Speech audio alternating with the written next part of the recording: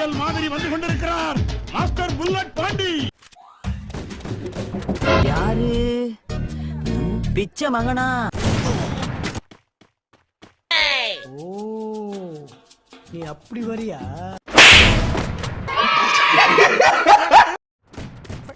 அப்ப நீ என்ன அடிச்சு பேமஸ் ஆலாம் பாக்குற?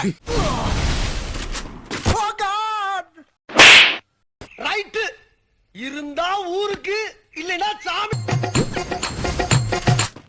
இங்க கச்சேரி நடக்குது இல்ல, வந்து ஒரு கை போடுறது.